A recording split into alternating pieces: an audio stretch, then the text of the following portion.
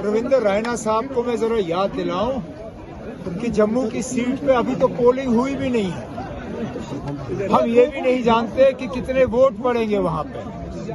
पहले वोट पड़ने दीजिए, उसके बाद बीजेपी जो है वो जीत का जो है ऐलान करे। फिलहाल तो हमें उनकी उधमपुर की सीट जो है वो खतरे में नजर आती है। और उसके साथ साथ बीजेपी ने दावे तो बहुत किए हैं कश्मीर में, मैदान क्यों छोड़ा? आखिरकार क्या मजबूरी बनी रविंदर रैना साहब जो तैयारी कर रहे थे ये साउथ कश्मीर की सीट से जो है इलेक्शन लड़ने की, क्यों नहीं उतरे मैदान में? क्या मजबूरी बनी कि उनको आगे जो है दूसरी जमातों को लाना पड़ा, चाहे क्रिकेट बैट वाले हों चाहे सेब वाले हों?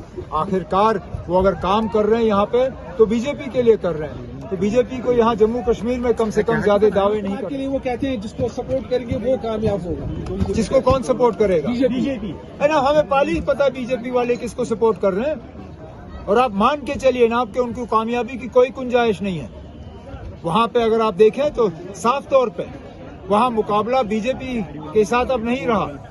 वहां नेशनल कॉन्फ्रेंस का मुकाबला बदकिस्मती से हमारे ही एक दोस्त के साथ है जो कल तक हमारे साथ थे, लेकिन बदकिस्मती से सीट की लालच में वो हमें छोड़ के चले गए।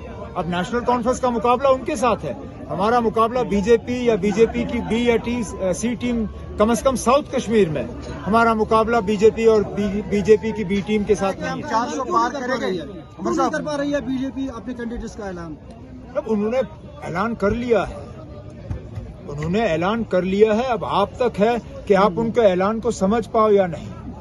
जनाब होम मिनिस्टर साहब जब जम्मू आए उन्होंने क्या कहा कि हमें कोई जल्दी नहीं है, हम जो है कश्मीर में क्या कहा उन्होंने, कमल के फूल का को खिलाने में हमें कोई जल्दी नहीं है।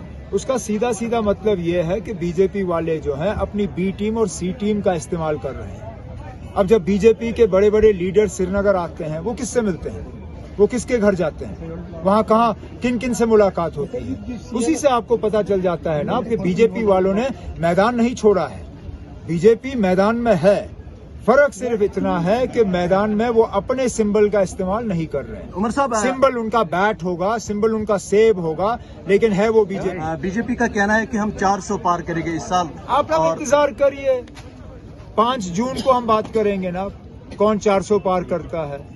आप क्यों इस बात पे जा रहे हो?